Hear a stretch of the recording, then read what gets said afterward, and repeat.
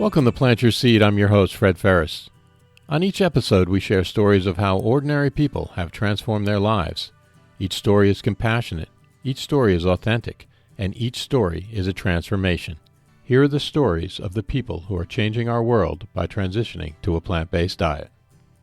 Today on Plant Your Seed, joining us from New Zealand, we have Jackie Norman. Jackie is a best-selling author, inspirational speaker, and podcast host. As a former dairy farmer of 18 years turned vegan activist, she uses her extensive insight and experience of both sides to build bridges of communication to open minds and hearts. Welcome, Jackie. Hello there. So lovely to be here. And thank you for the lovely intro. That sounds, yeah. It's very hard to sum myself up, but you did it perfectly. Thanks so much for being here on Plant Your Seed. I have so many questions, but let's try to start from the beginning. How did you transition to a plant-based diet? Right. Okay. For that, we have to go back to 2016. And I was living in a van. My husband and I, we were traveling all around New Zealand. We'd sold our house and everything in it. And we were living very, very minimalistically. And I hadn't been on the road for very long when I started getting some really strange and worrying pains. I should mention that I've been vegetarian on and off for years.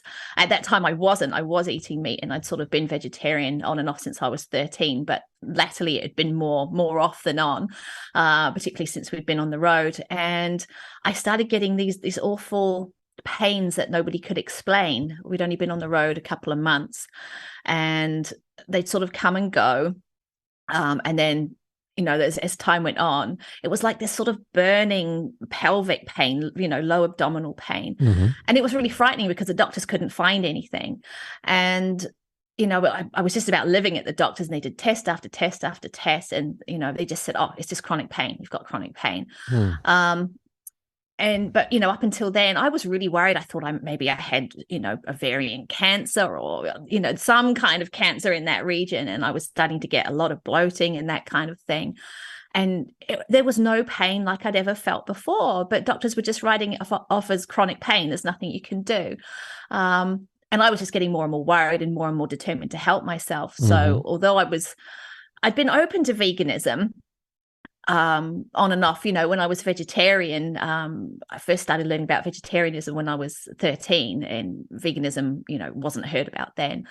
But one of my sons had a girlfriend who was vegan shortly before we hit the road. And I remember being really interested in it, but I saw it more as a diet rather than a philosophy as well, as a lot of people do. And so I just sort of thought, oh no, vegetarianism is enough for me. Veganism is too extreme. They just eat lettuce and goji berries. Vegans don't eat anything, who can exist like that? And so I'd never really seriously entertained the idea. But as more time went on, I became more and more desperate to help myself, and literally got to the stage, I shouldn't have turned to veganism out of desperation, but I became more and more desperate to help myself. And I thought, well, I just want to be as healthy as possible. I want to feel better than this. And so I went vegan in the van. Didn't really know anything much about it at all. I just got online and started looking at some recipes. And it was quite interesting because our kitchen was only 1.6 meters wide. I didn't even own as much as a little hand whisk or anything. We just had the very basics. And Gareth, my husband, said to me, well, that's fine. I'll support you. In this, I know that you want to feel better, and I want you to feel better too, but there is no way in hell that I am ever going vegan. I'll support you, but that's as far as it goes. Anyway, he went vegan 5 days later and has never looked back. So that's another whole story in itself. But yeah, so that was interesting at the start, with me, in this tiny kitchen trying to cook 2 meals for us, breakfast, lunch and dinner. So that was it. And it went from there. And so I guess you could say, although I've become known as an animal rights activist, like many people, I got into vegan lifestyle through a health aspect. And what got my husband turning vegan as well in the end was that we were in a very small space. I mean, I said the kitchen was 1.6 meters wide, but our entire house at the time, our home on wheels, was 4.6 meters long. And so I was a writer and had my little laptop on the road, and it really, the more I learned, you know, I was the only vegan that I knew. We were actually on a sheep farm at the time I went vegan. And so that was interesting for some of the people around us.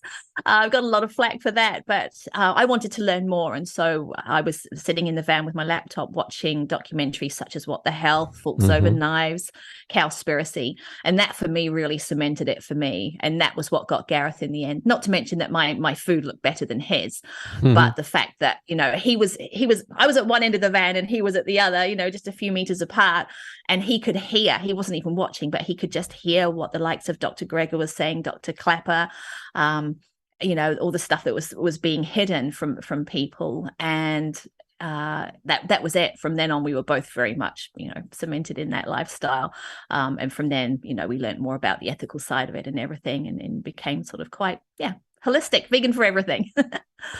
Now, take us back to that moment. You're in the van, you have all these pains. You're concerned that it could be cancer. Take us back to that moment when you thought you found something that would help you. I instantly felt so much better that, you know, that I was doing something to help myself, but I felt so much cleaner. I know, you know, a lot of vegans say that, and I really did. And I think the main thing was, you know, it's such a cleaner way of eating. And I've been vegan for 6 years, but I've probably only been whole food plant-based for probably about 2019 was when the Game Changers came out. That was when I went whole food plant-based, as opposed to, you know, merely plant-based and vegan. So and so I was still eating quite a lot of oil and things like that. I was still cooking with a lot of oil. So, you know, at the time I didn't realize that the oil can be very inflammatory to a condition like mine as well. But just not having the dairy, I noticed things like, I felt lighter. Obviously I lost weight, not as much as my husband. He lost 80 pounds in 4 months. But so that was you know, a definite bonus. But I felt cleaner. On the inside, I felt, even my veins, everything just felt cleaner. My skin had never been better. You know, all of a sudden I didn't need to use any creams or wonderful products rather to, you know, to look after my skin at all, because it just all of a sudden looked after itself. There were a lot of things, you know, I think the bloating did, you know, get better. I ended up with IBS, but that's further down the track. You know, I didn't know that was also what I was suffering from at the time too. But little things, being a woman, you know, things like my menstrual cycle, that kind of thing, which had been out of whack my entire life. All of a sudden, here I was at like 45 years old, regular as clockwork, you know, and I noticed little things like that. And I had things like adenomyosis, endometriosis quite severely at the time, which I also didn't know about. And so, you know, it makes so much sense. I wasn't taking on all that animal protein, all that inflammatory goop, you know, the excessive female hormones and things like that. So in hindsight, it makes perfect sense. But and yeah, just enjoying my food all of a sudden became so colorful. And that was what my husband noticed when I started cooking for myself. You know, I started off making a lot of Asian dishes that didn't rely on dairy.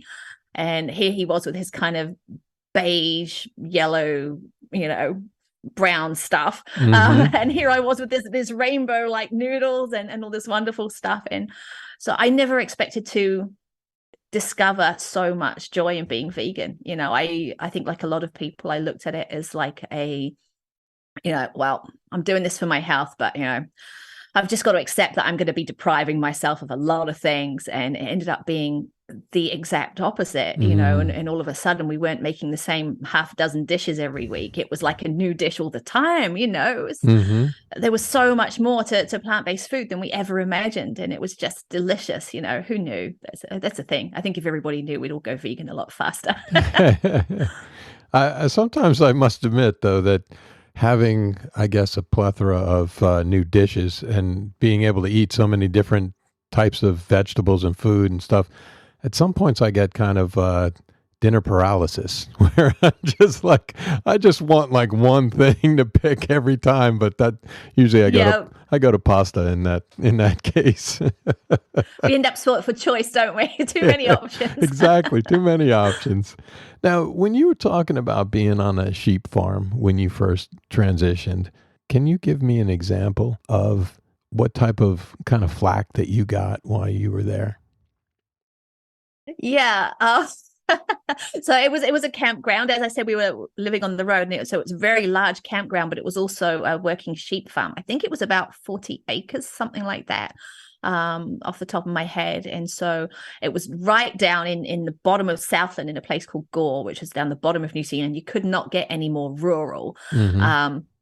The most exotic vegan food that they had was tofu, so which was a bonus for us because it meant that we had to start cooking from scratch, using real food. We couldn't rely on, frozen things or processed vegan food. So that was a good thing. Although, as I mentioned, we were still using a lot of oil and that kind of thing. Mm-hmm. But yeah, we were very good friends with the chap who managed both the campground and the farm. And I think immediately people thought that we were going to change and become angry vegans, which we did, to be honest. We did, but not straight away. Not straight away. At that time, as I said, we were discovering the whole joy of food and feeling better, and the weight was falling off, and so we were just very joyful about it. And we were determined as well, being in the farming community, that we weren't going to turn into like those angry vegans, Nope, this isn't going to change us. This isn't going to change us. And so the people around us that had known us before, as I mentioned, they thought that we were going to change, and they would deliberately try and sort of rile us, see if they could get a bite out of us.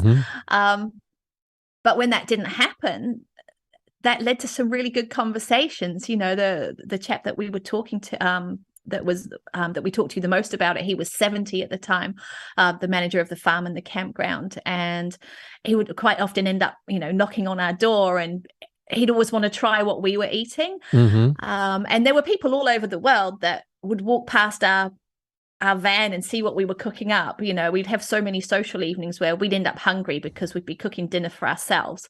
And everyone from all over the world would be like, oh, what are you making? Oh, that looks better than mine. Can I try it? And next thing we know, we don't have much dinner for ourselves. But we were very positive about it. And I think maybe the fact that we were being so inspired and enjoying the food and how we were feeling so much, I think that was quite sort of infectious to people. And when they realized that they couldn't get a rise out of us, that was, it was a surprise to them. And, we used to get teased quite a bit, but in a good way. So the caretaker would come around and he'd be mowing the campground grass, and then he'd come and show us his trailer full of grass clippings and say, hey guys, I bought you your lunch. But because we all took it good naturedly, it never became a thing. And they actually thought, oh, okay, well, they're vegan, but they're actually still the same. As I said, we did become angry vegans the more we learned about the ethical side of it. And we ended up, certainly that ethical side came for my husband as well, when we were put in charge of a couple of orphaned lambs. And so that was when we really saw them as individuals rather than, I think as people do with chickens, with sheep, oh, they all look the same. They're not individuals. They don't have personalities. They're all silly, they always run the wrong way. And we had a dog traveling with us at the time.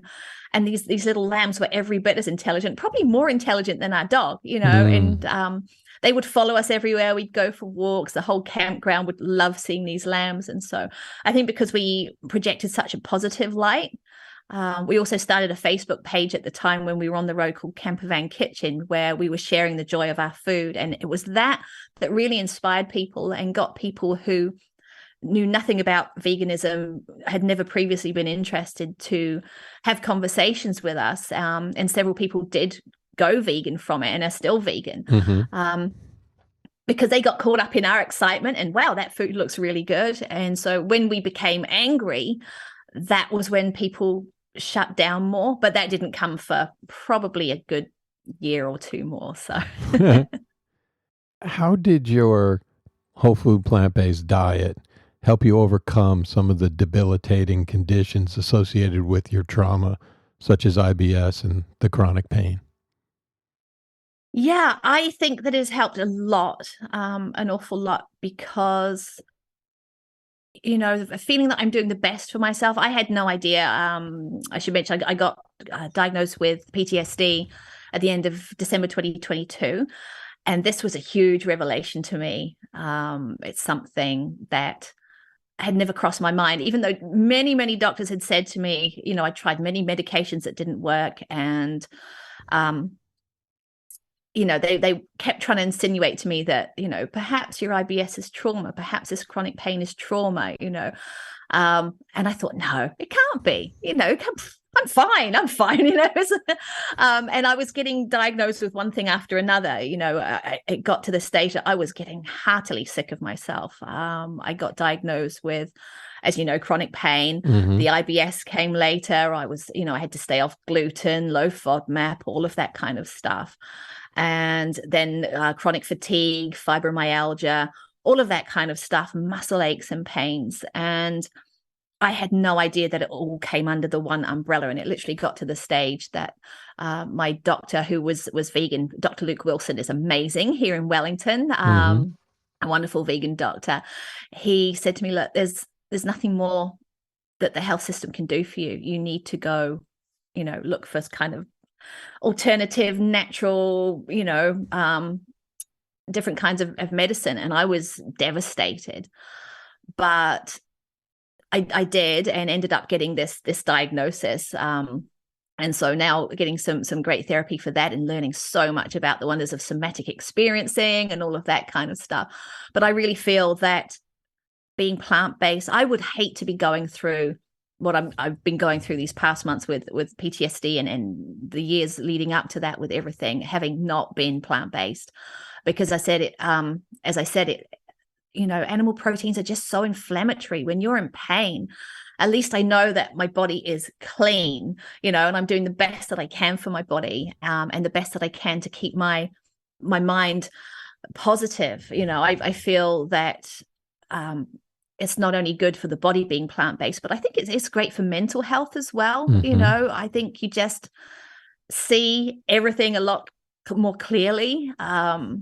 Just as we did with the little sheep, once we made that ethical connection on the farm, you just see a whole new different perspective on things. And I think that really helped as well. That has helped keep me a lot stronger and positive through some pretty rough times as well.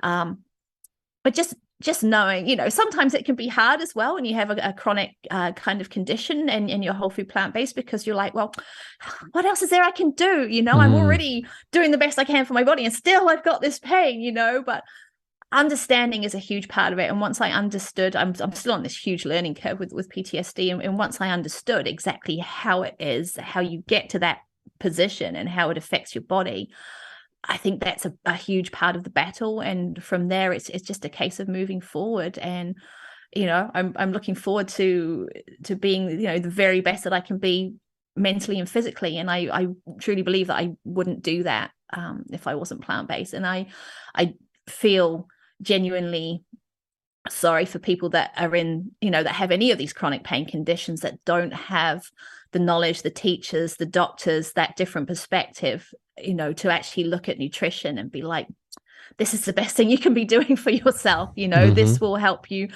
It might still suck, but it will still help you. You are still going to feel better. And even, carrying around excess weight and things like that, that helps as well, because if you're overweight, it just drags you down. You end up having more pain and that kind of thing. So you do the best you can. And I think being plant-based really, really helps me to do that. So yeah, that's probably very rambly, but I hope it explains a little. It does. No, it does. Now, how did it feel after all those years of pain and suffering to finally get some sort of a diagnosis? It feels amazing. all of a sudden everything made sense, because I said I got so sick of myself. 1 minute I had this diagnosis, 1 minute I got chronic fatigue, the next I got fibromyalgia, and it would go in cycles. I might get a few months of fibromyalgia, and then that would go, and then I'd end up with my muscles would seize up, and then that would last for a few months, and it was just these cycles of things. And I lost a lot of faith in my body. I couldn't understand why I was doing the best that I could. Mm-hmm. And yet I was still getting all these issues and quirks. And once I understood that actually this is your body's response, I've had it explained to me, these are your body's normal responses to an abnormal event.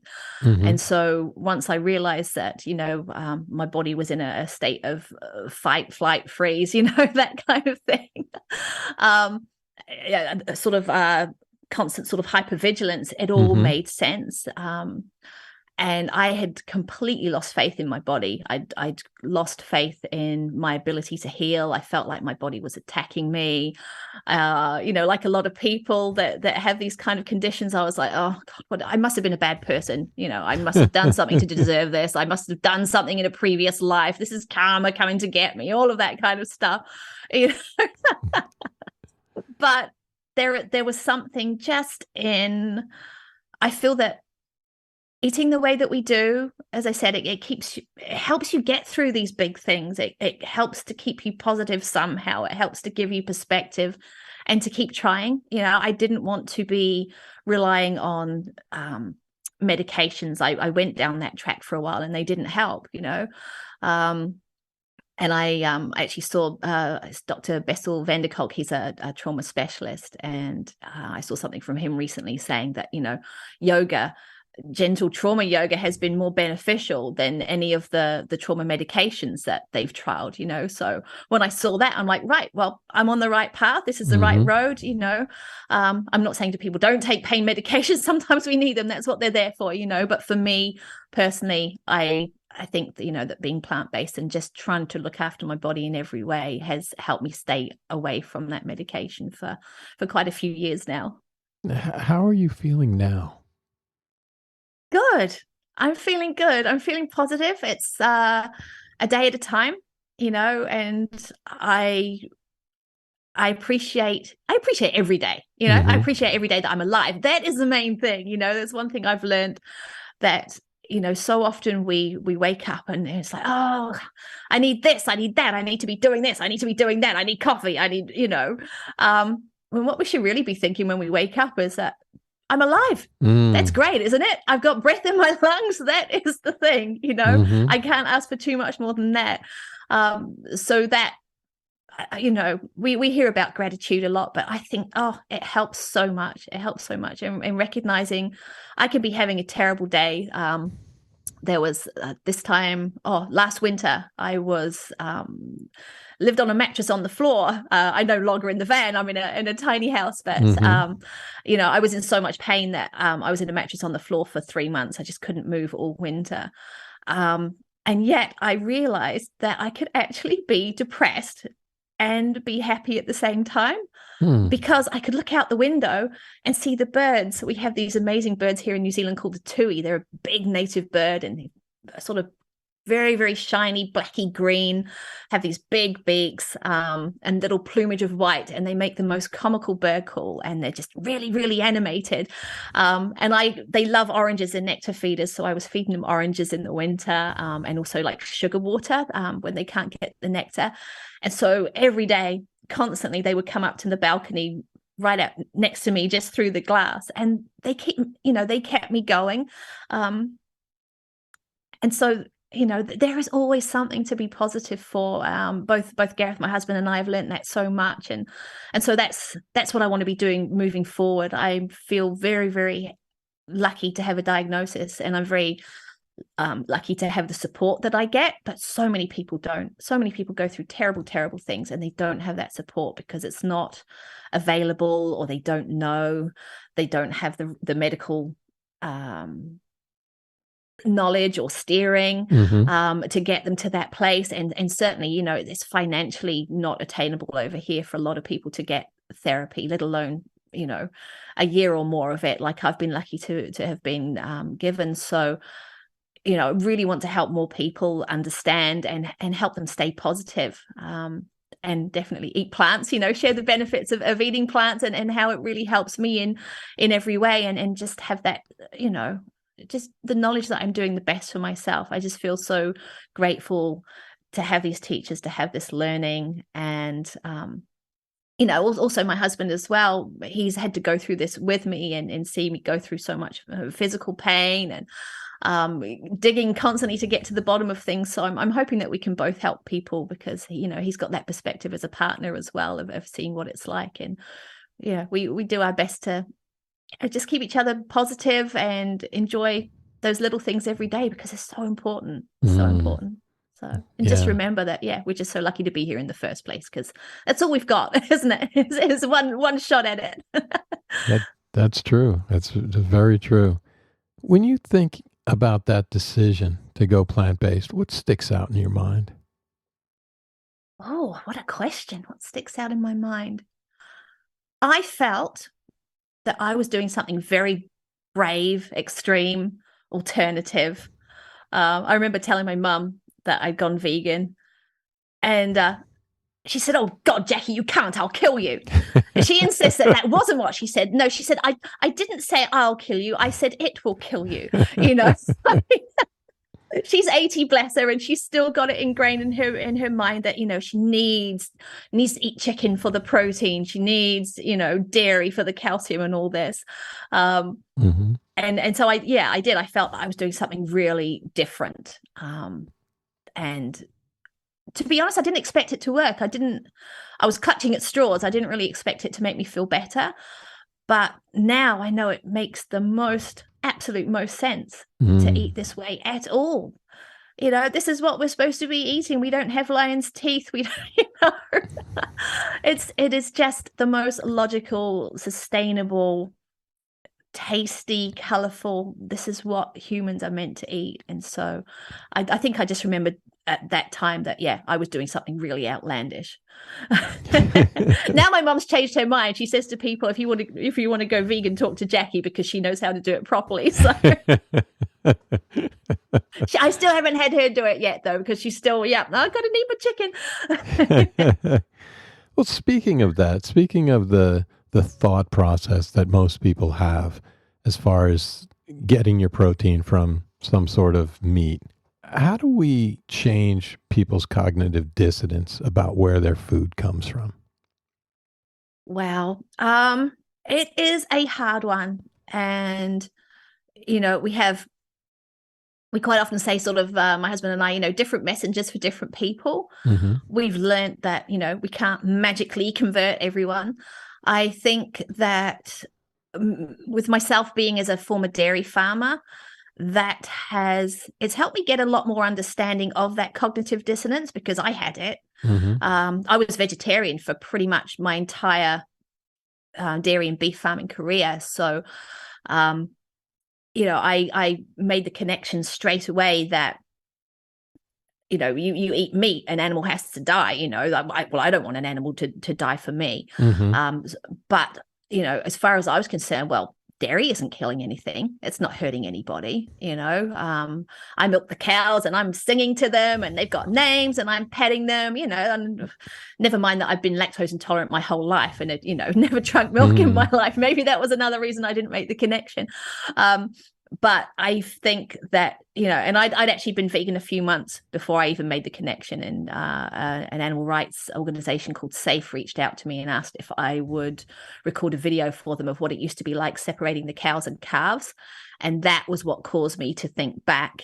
And that was when the penny dropped. And it was just like the bottom dropped out of my world when I realized what I've been a part of. But the fact that I was vegetarian and I milked the cows all that time, didn't associate with the amount of death. Dairy is every bit as worse. If you want to avoid death, don't be vegetarian, be vegan, because it's not just the adults that die, it's the babies in their millions, and I didn't realize that. And I think that has been a good way, I hate that I had this experience, but I also feel blessed for it, because it has made me more understanding of people, that if I could be entrenched in that industry for so many years and not see it, not see what I was a part of and what it was causing. You can't expect the average person on the street to just magically make that connection.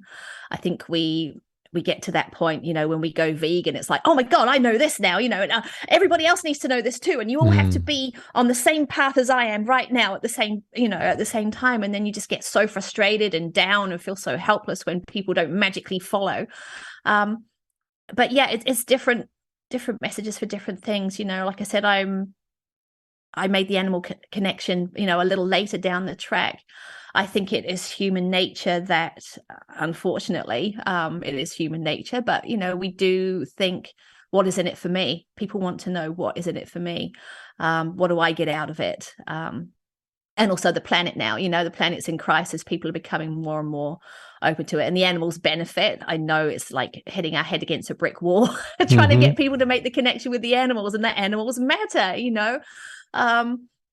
but yeah, it's just, I think it's being positive. It is, Dr. Clapper, I had the privilege of interviewing him a few years ago, and I said to him, what is, I raised my sons. I've got 2 adult sons. They go hunting with their father.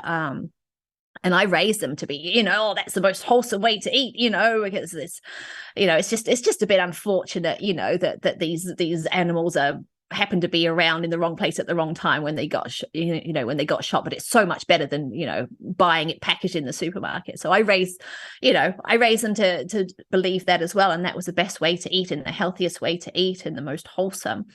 And even though they were both lactose intolerant as well, I was one of the mothers that were like, instilled in us that your children, if you want to be a good mother, you've got to give your children enough calcium, and you've got to, so I kept on feeding them dairy, even though they had eczema and all kinds of things, and were lactose intolerant. So, I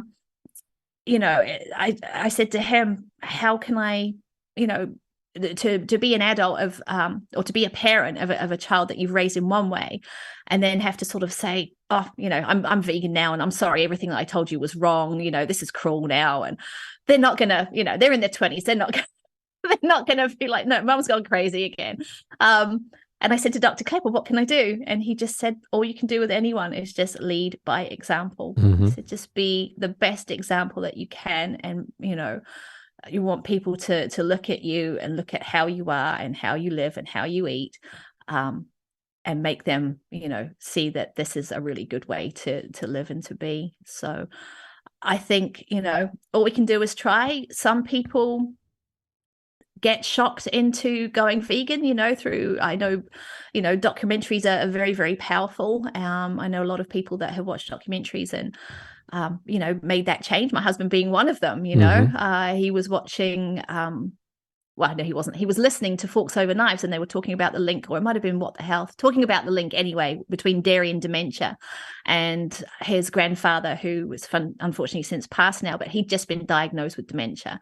And that was what got Gareth, he was just like, hang on, if there is truth in what they're saying, if there is a link here, and here I am eating 500 grams of cheese every time I make a pasta bake, if there is any way I can avoid, what's happening to my grandfather happening to me, then I will do it, So that was, it's different messages to different people. We have some amazing animal activists who really get through to people.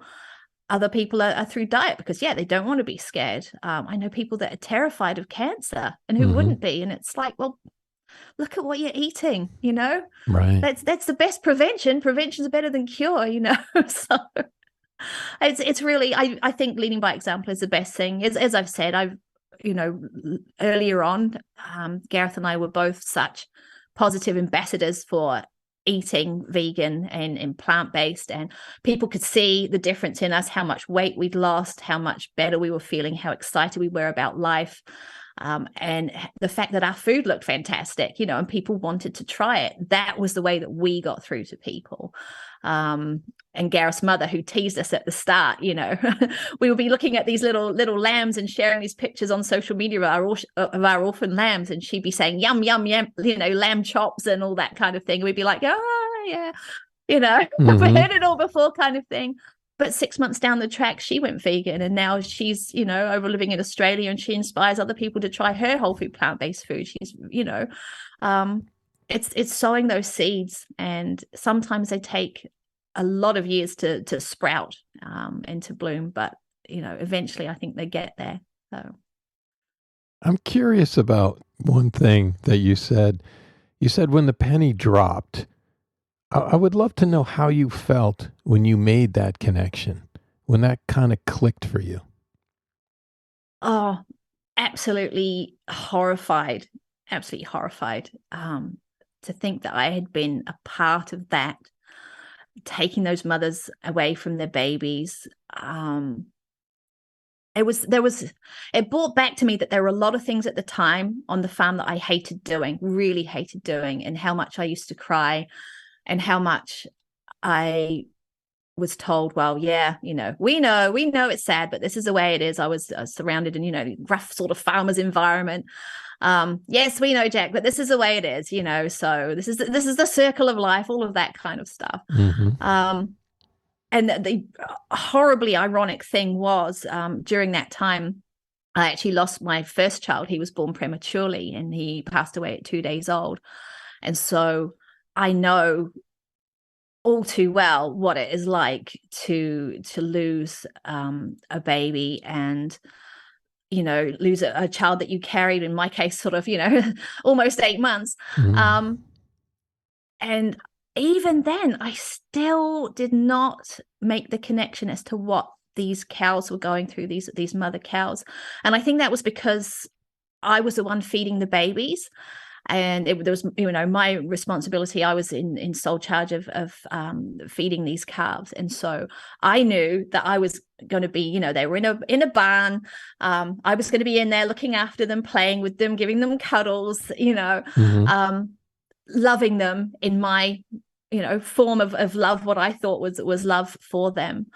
And so as far as I was concerned, it's like, it's okay, mums, your baby's going to be fine because I'm looking after them, and they're going to be just fine, not realizing that they were destined for exactly the same fate as their mothers if they were female, and were only going to be alive for a couple more days if they were male, Mm-hmm. And so, to think now of the grief that they had, knowing what it was like to lose my own child. I mean, that was 28 years ago. He passed away, and it's not something that you ever get over. And yet this is what we do to mother cows year after year after year. And when I lost Luke, I knew that everybody did everything possible to try and save him. I knew what happened to him. I knew that everyone tried their best, and I knew that I knew what the end was, and I had closure, and I had a funeral and all that. These mother cows have none of that. Mm-hmm. They can hear their babies bellowing, but after a few days they go quiet, and then the mothers stop bellowing because there's no reply. Feeling a bit emotional talking about it now. And we do that to them year in, year out. They get pregnant every year. They have a few months rest before they're impregnated again. They carry another baby for 9 months, and it goes on and on. I know what it was like to lose one baby. You don't get over that. And to have this every year, Mm-hmm. until your body just doesn't get pregnant anymore, to realize that I was a part of that exploitation. Even the process of artificial insemination is just, I always had to look away at that. And it's just so wrong, so exploitative, so barbaric. Realizing that a horrible manipulation of these docile animals. I mean, they're so docile. I used to be able to, I'm sort of 5'0" and I used to be able to milk 220 of these animals by myself, of these girls. And the fact that someone of my stature can be in complete control and domination of 220 half-ton cattle, there's got to be something wrong with that, Mm-hmm. And so realizing what I'd been part of was, to be honest, it's probably contributed to the PTSD a lot. Particularly once I started working the animal rights field, that was really what drove me to actually go into animal rights. And it's like, no, I've got a voice. I need to make people aware of what happens and what is unseen, what is hidden, what is, we all get told this is what happens, this is the circle of life, this is the way it has to be. And that's not the case at all. So that is what really drove me. And I think it's helping now with therapy because, I had so many flashbacks and things like that. I see farmers a lot of the time, they do have favorite cows. Some of them do have names, and I would see on social media some of the people that I was in touch with as farmers, and they would say, oh, sad day today, had to say goodbye to old Daisy, meaning that they were putting her on the truck to go to the slaughterhouse, and they might admit to having tears, and I'd be like, you're the one that has got the power to save Daisy and put her in a field to retire for the rest of her life. And yet you don't see that you have that power. You don't think that you can do anything about it.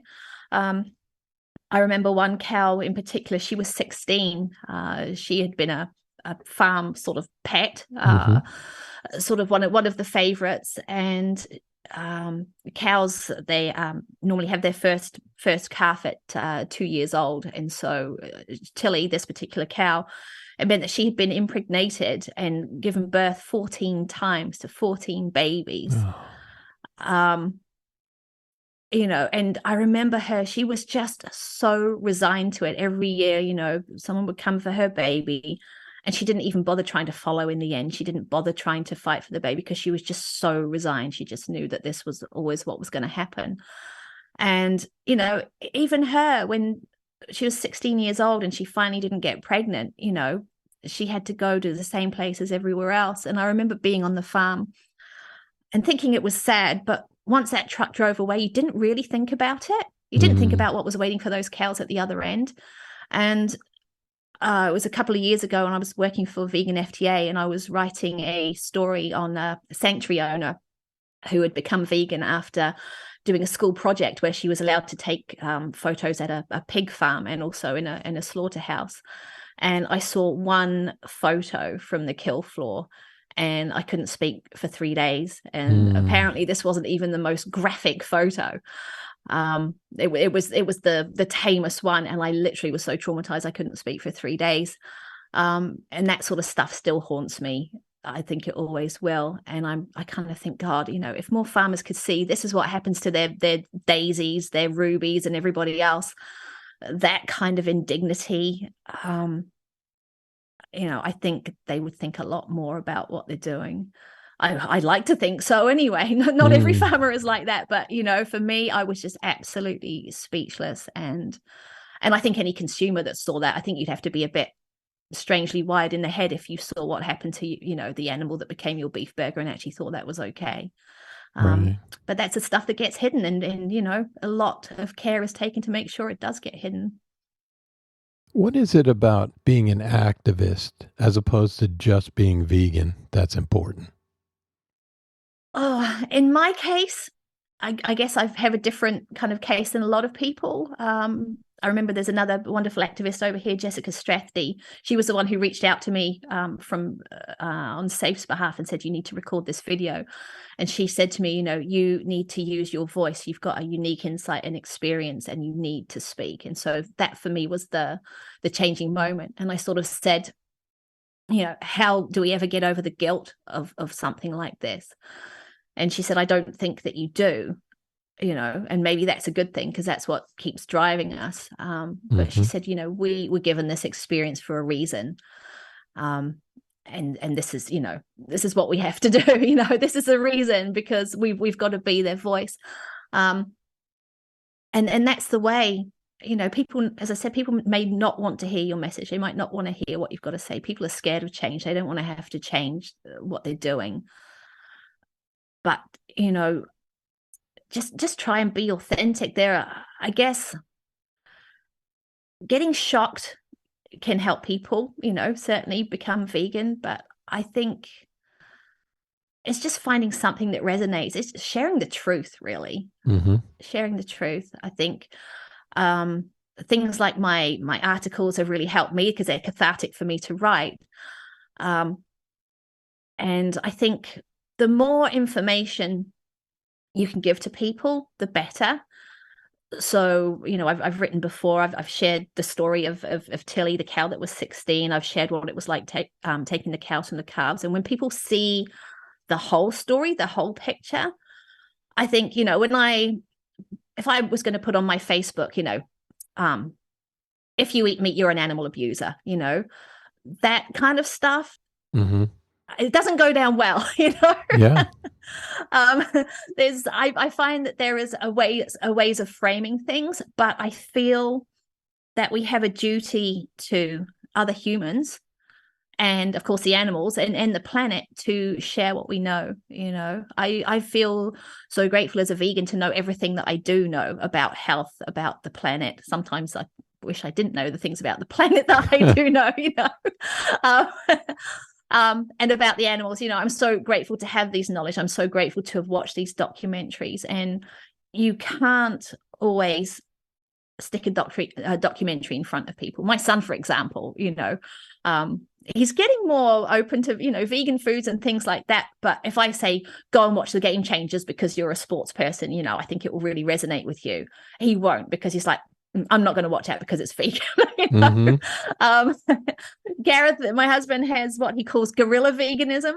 So it's like being an activist, but you're just kind of worming your way in there and just getting people to sort of sow those seeds without, like I said, being the full on you're an animal abuser kind of thing, because nobody wants to be judged. I think it's understanding is more important than judging, and meeting people where they're at, which a lot of activists, I think, would be kind of like, oh, you can't be like that. It's like, you got to be realistic. Mm-hmm. We have to be realistic. People are not all on the same path as us at the same time. They're not going to magically know all we know. This, I'm still constantly learning. I've been vegan 6 years and I'm still constantly learning. Other people are going to take, time as well. But I remember having huge conversations and arguments with a lady about soy and this and that and the other thing, and but soy's bad, etc. And she was challenging everything that I would say on social media, and I thought, God, this woman, she's my friend, but she really annoys me. Why has she always got to challenge everything that I say? But she just wanted to know. She needed to know the answers for herself, and she needed to go away and read about it and learn about it. And this lady has now been vegan for several years. She's got an animal sanctuary. She just rescued another cow the other day from the dairy industry, So it's, like I said, I feel that, we have a duty to every sentient being on this planet to share what we know. We just have to find the right way to do it.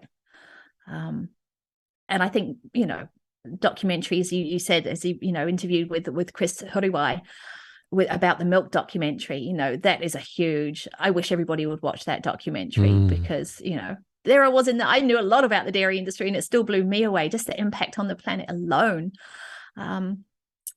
So, they're so important. There's ways and means. And, I truly believe that we will see a vegan world, but sometimes I feel that it will be more of a case of being a vegan world because we have to, not because people have made those changes because they want to as such. But, I still believe that we'll get there, and we have to try and help people, So there's a lot of people doing a lot of good work, and it's exciting. It's an exciting movement to be in. So, and I'm just so glad to be part of it.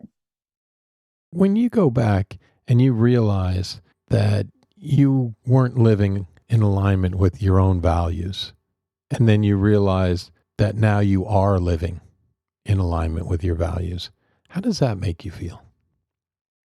Peaceful. Mm-hmm. Yeah, that is the biggest thing. Compassion is a word that gets bandied around a lot with veganism, and I think that's because that is how I feel. I feel a lot more compassionate and understanding to all creatures. I am the woman who was scared of creepy crawlies, used to scream at worms and spiders, and now I pick them up and put them out of the way. If there's a worm on the pavement and there's a cyclist coming, then I pick up the worm, because I don't want the cyclist to get the worm. There is something that as I spoke before about having a different perspective, and we see through different eyes. And I think maybe we take the time to see the world at maybe a slower pace when it comes to things like nature, birds. We've actually turned into twitchers, we just love birds. I don't just watch them from the balcony. I go hiking and see birds, and we're there with the binoculars and the book and all that. But it's just a very peaceful way of being and trying to be, vegans get told a lot that we're judgmental. I actually feel, yes, in some ways, but in a lot of ways, I feel not so judgmental. It's enabled me to see the bigger picture on a lot of things.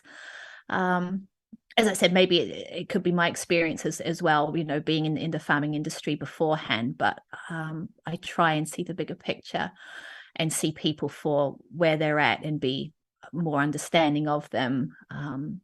I carry myself with a lot more peace, which is doing pretty well when you've got chronic pain and, your muscles seize up and all that. I can still carry myself with peace,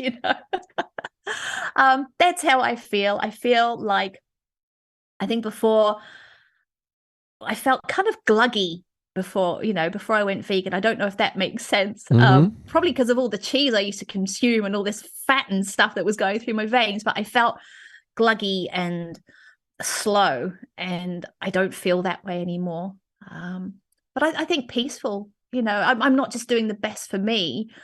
I try and do the best for everybody. I'm no saint, but it always makes me laugh when we go out for a walk. Go out for a walk every day that I'm able to, and people are always amazed how many dogs or other animals, but particularly dogs, come up to us and are so excited and greet us, or cats or whatever. And the owners sort of say, they never do that. They only do that to people they know. I can't believe this. You're so honored, kind of thing.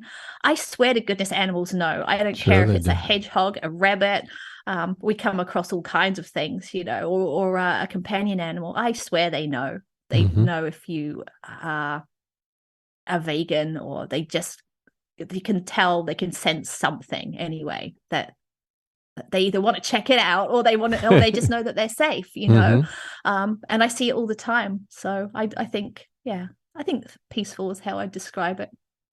What is one thing that's exciting for you right now in your life?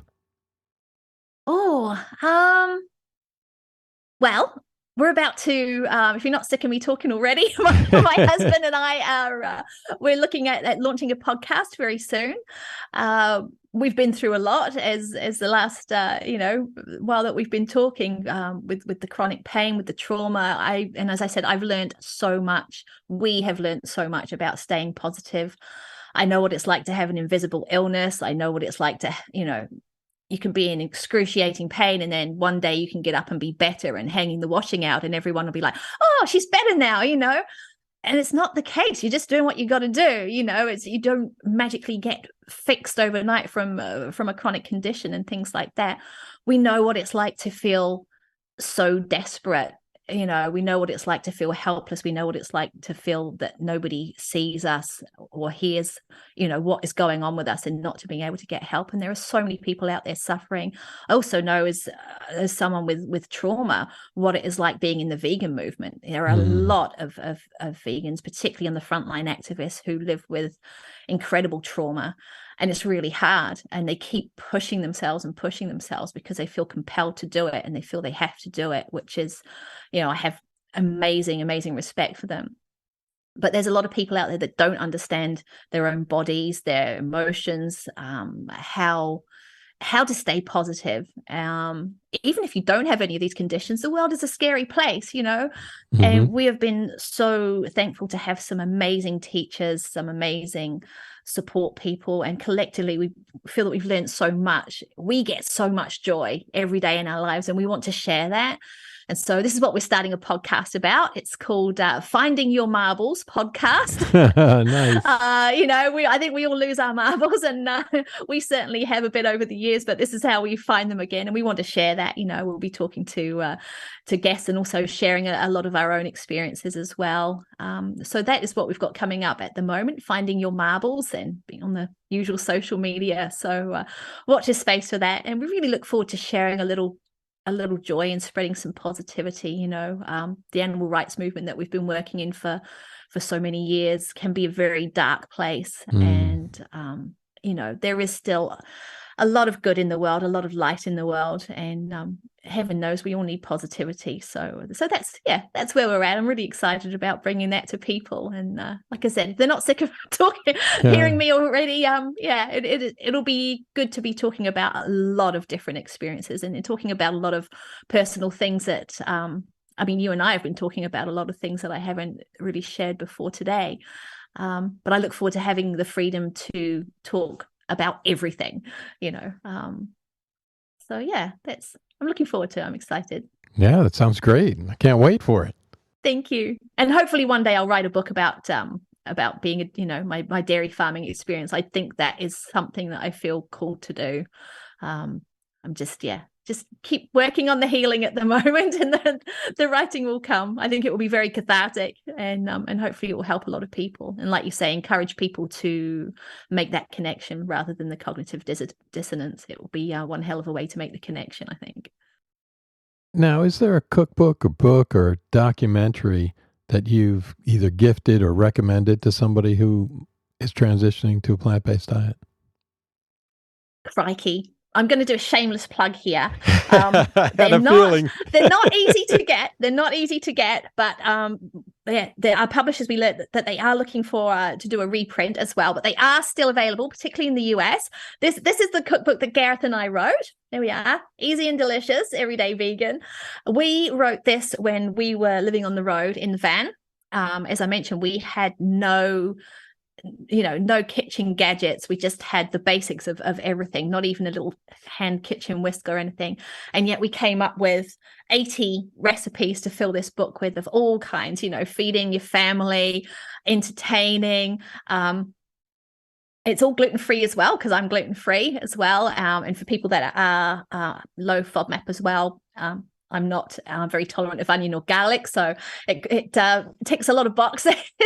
And we're really proud of these recipes because they all use ingredients that you can get anywhere, at any supermarket, because that was how life was for us when we were living on the road. We couldn't rely on anything but the most basic generic products, and we learned how to make them really, really tasty. So it also won the favorite plant-based cookbook at VegFest UK Awards in 2021. So nice. There are still some available. So hopefully we'll get that out there. So definitely, I would recommend that one, simply because, people can learn along with us, and it is really basic ingredients. And as for a documentary, oh, crikey. I would have to say Milked as a New Zealander. I would say watch Milked. I think these days you need to go to Water Bear to sign up for it, Water Bear Media, but you don't get bombarded with emails. It's free, you can go there and just watch it. For me, I wish everybody could watch Milked. It's something I would imagine Chris maybe spoke about it as well, that New Zealand media has tried very hard not to promote, not to get out in front of people, because our industries have too much to lose from people learning the truth. And so this is why it's so important that people get out, because I think it's over 95% of our dairy products here in New Zealand are exported. And so this is why we need people beyond New Zealand to watch it and be like, actually, no, we're not going to support that. We're not going to be contributing to that. So it's really important. So yeah, I would definitely, otherwise I think the website is Milked Film. If you go to milkedfilm.com, I'm pretty sure that's right. I hope it's right. But yeah, Google Milked Film and you can find out where to watch that. I do believe it's really important, because I think, yeah, as I said, when I was vegetarian, I had no idea of the destruction and the death and the impact of dairy. And it's not New Zealand's problem. It's a global problem. We are a very shameful large contributor of it, but it is a global problem that everybody, when they buy New Zealand dairy in any form, is also contributing to. So I want people to know as much about that as possible, and not just because I'm in it. Blink and you miss it, but I am in it.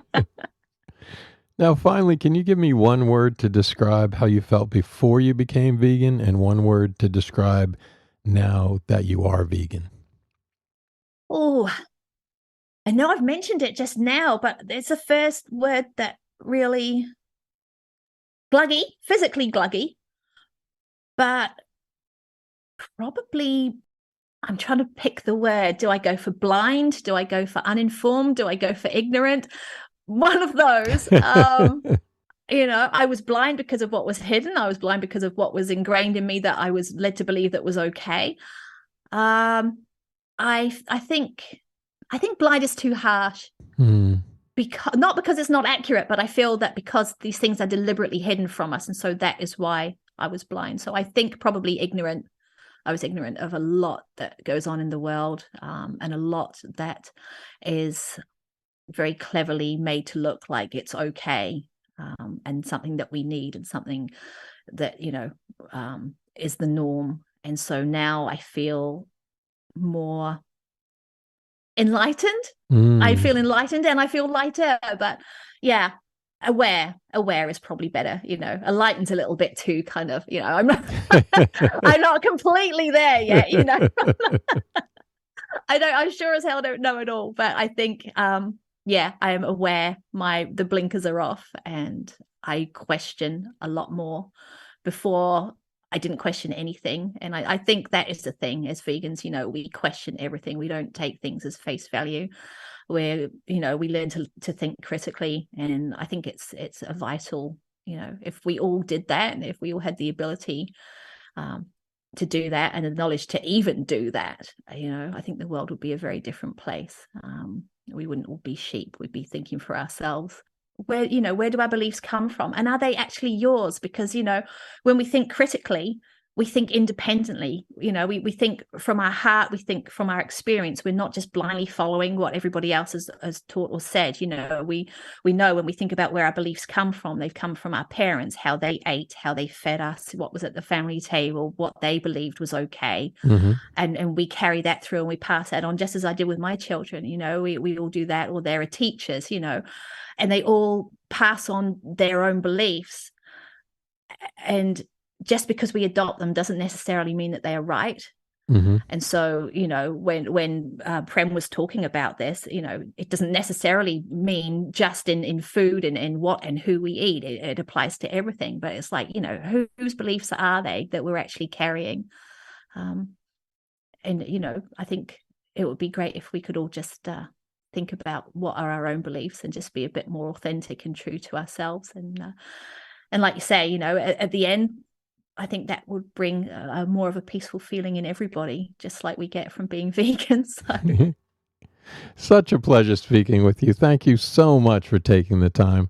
What is the best way for people to follow you, support you on the web or social media in general? Thank you so much. It's been such a pleasure, and thank you for listening to me ramble. At the moment, I am on social media at Jackie Norman Writer on Instagram. I'm not a big social media user, but I'm trying, and particularly, as I said, we are launching our new podcast soon. So you can check us out, Finding Your Marbles on Facebook. We'll also be having a website, findingyourmarbles.podcast.com, and also Finding Your Marbles on Instagram. So one way or another, I will be using social media more, and I really look forward to spreading a little more joy. Thanks again, Jackie, for being on Plant Your Seed. Thank you so much. Hope you are inspired by this story, and remember, it's never too late to plant your seed. Links to everything we talked about on the podcast can be found on Instagram at plant.yourseed in the show notes tab in the bio. If you enjoyed the show, remember to leave us a review, and until next time, thank you for listening.